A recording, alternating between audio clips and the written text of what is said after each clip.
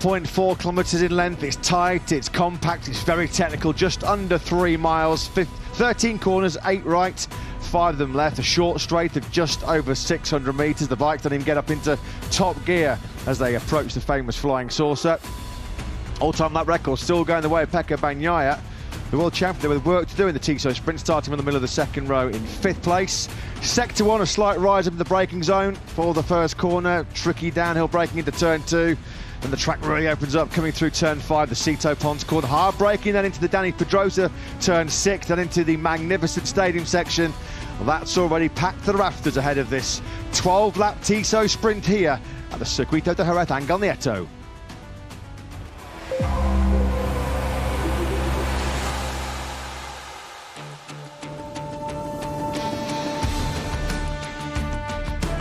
Good afternoon and welcome to a scorching hot, a sizzling hot southern Spain as we get set for round 4 in the 2023 MotoGP World Championship. Coming to one of the most popular venues on the Grand Prix calendar. Always fantastic to be back, soaking up the sunshine at the Circuito de Jerez Angel Nieto. The jaw-dropping drone shots overlooking the grid and the distinctive UFO flying saucer that completes the 4.4 kilometre lap here in Jerez. It's time, folks, to get ready, to get set for what promises to be a thrilling, a nail-biting 12-lap Tissot Sprint here at the MotoGPGuru.com, powered by Griffin Grand Prix of Spain. High drama, high tension, high stakes this morning in a truly dramatic 2 qualifying sessions. Q2 this morning started with some riders heading out on rain tyres, and it finished with nearly a new all-time lap record and Aleix Espargaro on the factory Aprilia. What a home Grand Prix he's had so far, the 33-year-old Spaniard. He led the way at the end of practice on Friday afternoon, and he led the way at the end of that critical Q2 session this morning. He was the last man over the line on the slick tyres. He took pole position in Aleix Espargaro for the first time since the Circuit de Barcelona Catalunya round last year. His first front row start actually as well in almost 12 months. A 1:37.216 means Aleix Espargaro leads a front row. Jack Miller also on that front row for the first time on the KTM. Jorge Martin, the one-lap wonder in MotoGP semi-times, he's in 3rd place, but so many stories to cover off further down the grid as we begin our 20 minutes or so build-up to the Tissot Sprint in the company of Matt Burt and Lewis Sotheby in the commentary box. Simon Crafar down in pit lane and on the grid picking up some pre-race reaction. Row 2, Brad Binder, Pecco Bagnaia, the world champion, Dani Pedrosa. We were dreaming, weren't we, at one stage on that last lap in Q2 that Pedrosa might even be on course for a fairy tale front row, maybe even better in pole position. But Lewis, this morning's drama, this action, we need about 3 hours to cover it all off, but absolutely sensational. MotoGP at its very, very best. Almost unbearable tension in qualifying 2 this morning. The stories really began, didn't they, in qualifying 1, a heavyweight qualifying 1, which included the top 3 riders in the World Championship. The championship leader Marco Bezzecchi didn't make it through, nor too did Pecco Bagnaia. This is the breaking information around this circuit. Of course, it is a circuit with a number of high-profile, heavy braking stops. The final corner of turn 13, and of course the charge towards turn 1, 37% of this circuit is spent on the brakes. Yeah, favourite overtaking hot spots as well, aren't they? Up the hill into the first corner, into turn 6, the end of that back straight, and certainly into turn 13, named after Jorge Lorenzo. How many iconic battles have we had in MotoGP down the years there? You think of Doohan, Crivier, Marquez, Lorenzo Pedrosa, Rossi, Gibernau. It's a star-studded support cast here as well in MotoGP. We've got Jorge Lorenzo here. Valentino Rossi's back in MotoGP to see if his Muni VR46 racing team can continue their sensational start to 2023. The bike parks are full.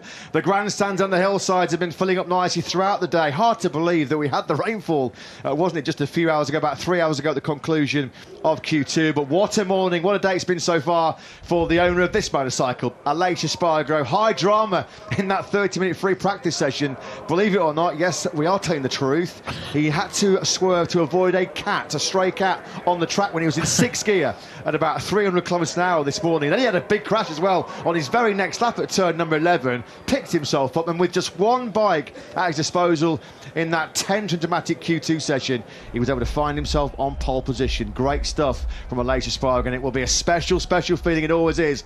This is the one that the Spanish riders always want. They want a podium and a victory in MotoGP and their home Grand Prix, the Spanish Grand Prix. It's almost like the holy grail for the Spanish boys in MotoGP. Yeah, talk about doing it the hard way, and Aprilia's hearts will have sank when the rain started to fall during the qualifying procedure this morning, because they haven't figured so well in the wet conditions so far this season. But we've got beautiful dry conditions for this afternoon, and Jack Miller will certainly be a threat for the middle of the front row. Those conditions for qualifying seemed right up Jack Miller's alley, and he certainly lived up to billing, qualifying on the middle of the front row, one of 3 KTMs on the front 2 rows of the grid. Yeah, the KTMs excelling, weren't they, in those mixed conditions this morning. Completing our front row then is Prima Pramac Racing rider Jorge Martin. I'm sure he would have wanted to have been close than a quarter of a second away from pole position, but this man had his dramas as well, didn't he, this morning? The number 89, he was a faller as well in that free practice session before the 2 dramatic qualifiers. He went down hard at turn 7, and like Aleix Espargaro, he had only one bike at his disposal in Q2. So in that high pressure situation, Aleix Espargaro and Jorge Martin both delivered and some. Well, Dani Pedrosa has virtually seen it all and done it all in his Grand Prix career, but one thing he hasn't seen and done so far is a MotoGP sprint. That's what lies ahead of him so far, but what a weekend he's had so far. Started it on Friday morning by topping practice 1 in his first competitive session in MotoGP since the Styrian Grand Prix of 2021. He will go from the second row of the grid. He says he's got no real expectations, and his expectations didn't change when he was so quick yesterday. I wonder if they changed after qualifying this morning. And one of the more sorrier tales of Super Saturday so far here in Spain has been this man, the 2021 MotoGP World Champion Fabio Quartararo, who surrendered his golden qualifying record in Jerez with a whimper, didn't he, really?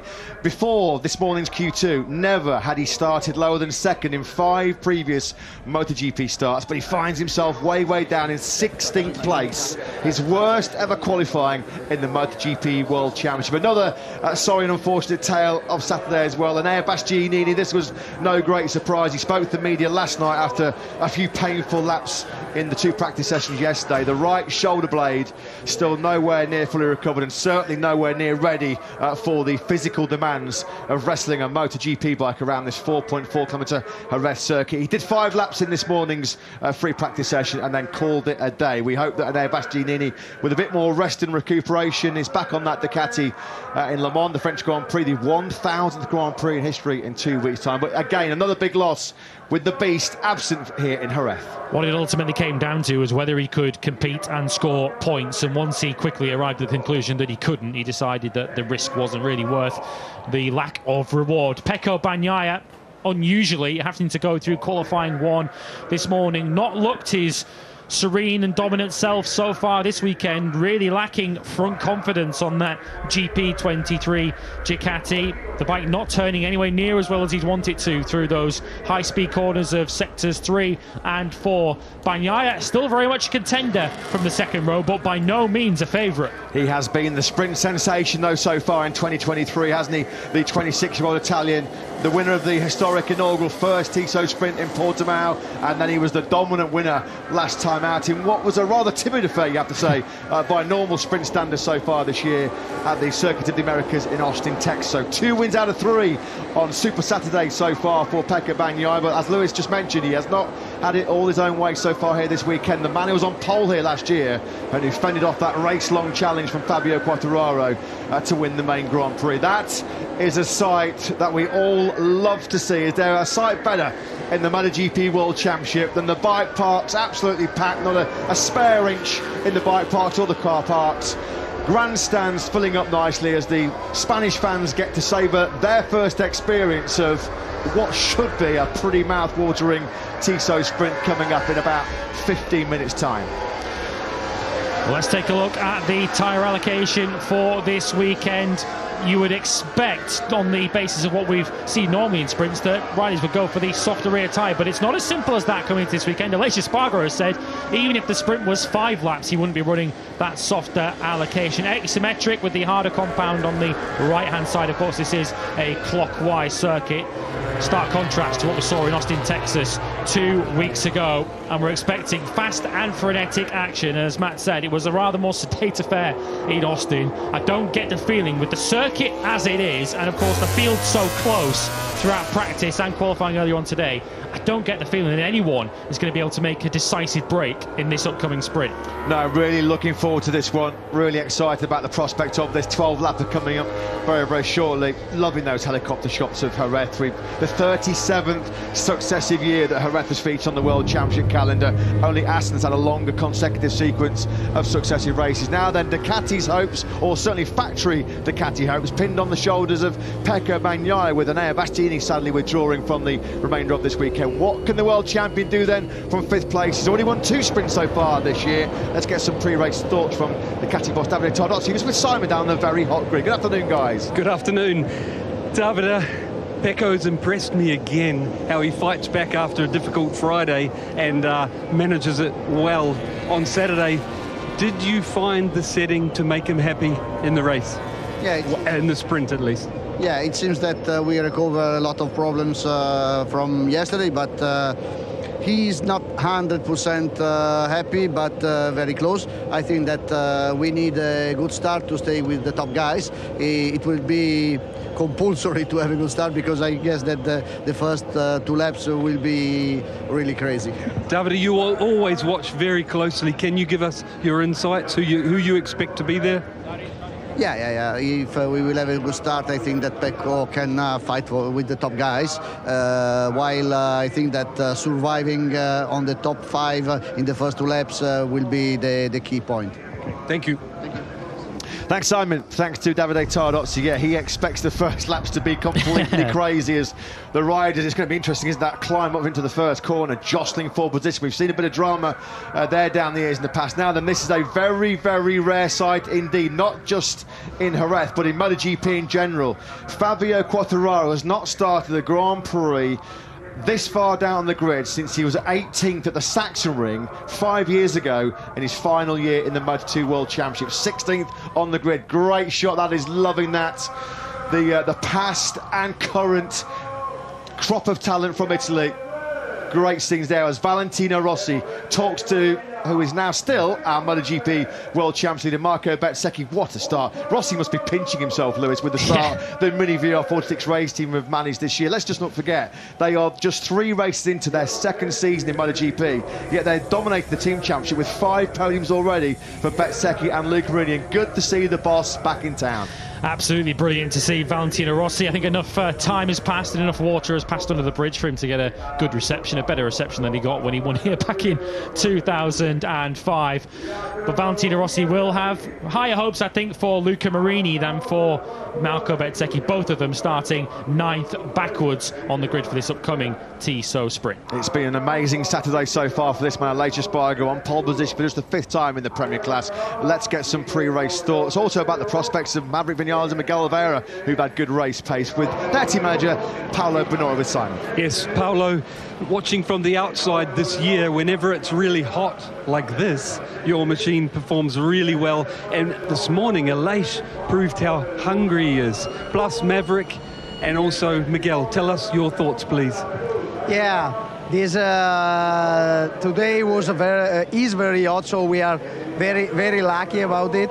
And we thank so much Aleix in particular, because he put all his power and energy to achieve this unbelievable result for us, the pole position under a difficult situation, because he lost 1 bike during the FP3, so we was not in good situation to choose between the rain and the slick, so he stayed inside the track. We put the box to come in, but luckily he didn't see the dashboard. He decided to stay in, and he did a good job.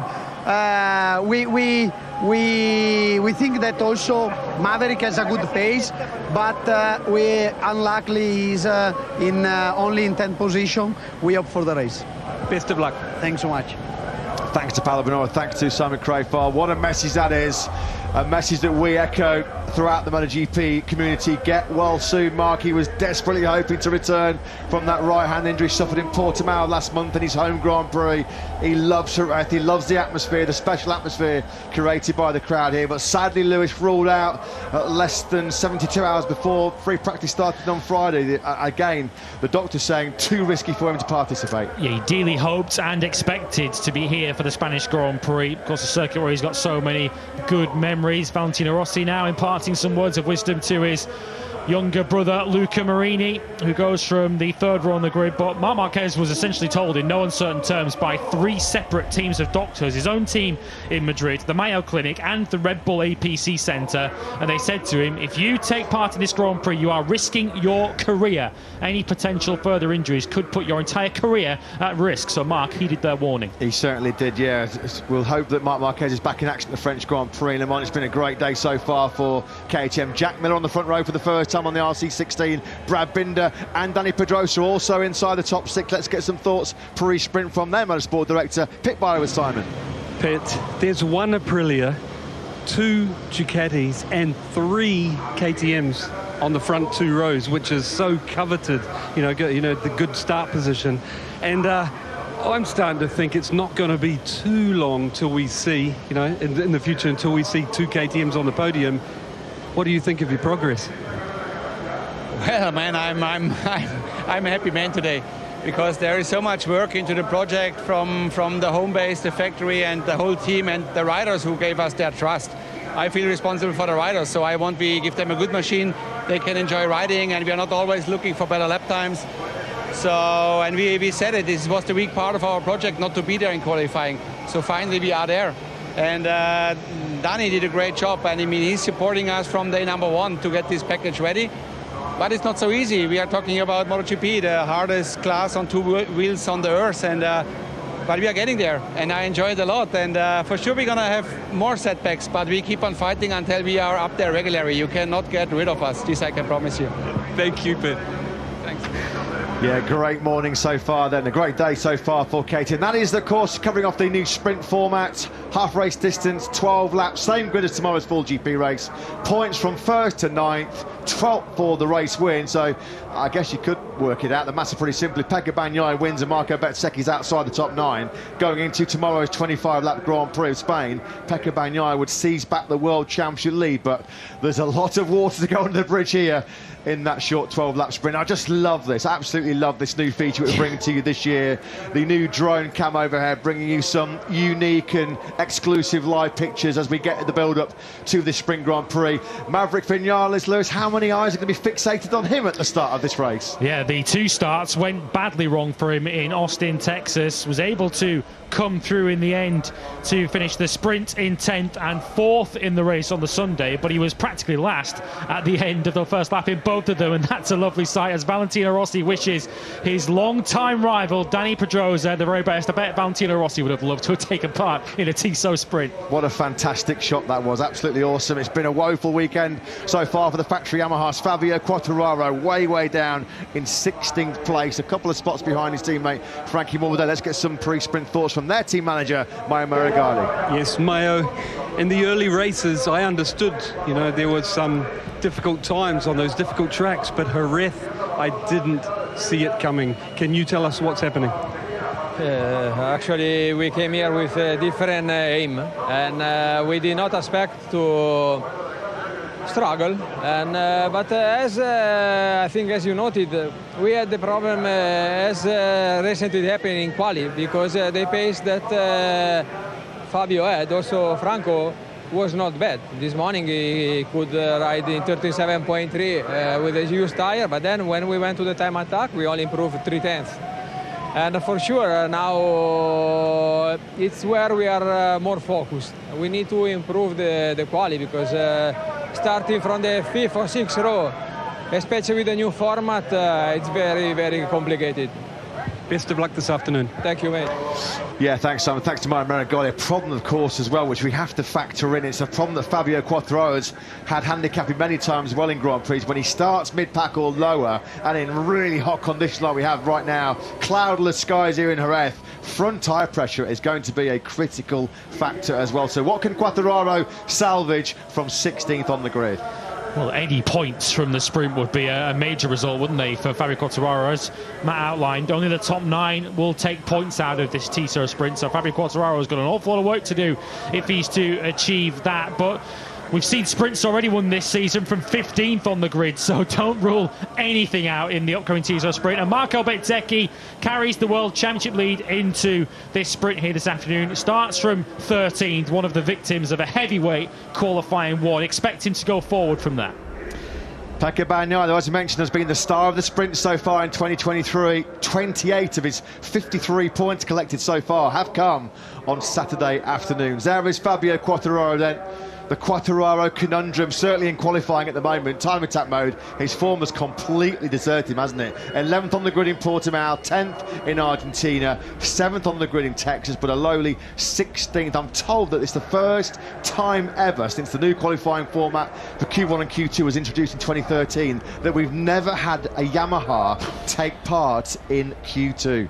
Just emphasising just the soft tyre woes of the Yamahas right now. Yeah, we had that problem which began to surface in pre-season, that Yamaha just didn't have the single lap pace. That has continued into the season. Nothing wrong with Pecco Bagnaia's single lap pace, but he has an awful lot of work ahead of him from row 2. He was third on the grid in the season opener in Portimao. Jorge Martin back in third here in the Grand Prix of Spain. It's a first KTM front row start for Australian Jack Miller, bouncing back superbly after 6 tumbles in Kota last time out. But for the first time in 10 months, it's Aleix Espargaro in front of his home crowd on the factory Aprilia in the Grand Prix of Spain that will lead us away in the Tissot sprint.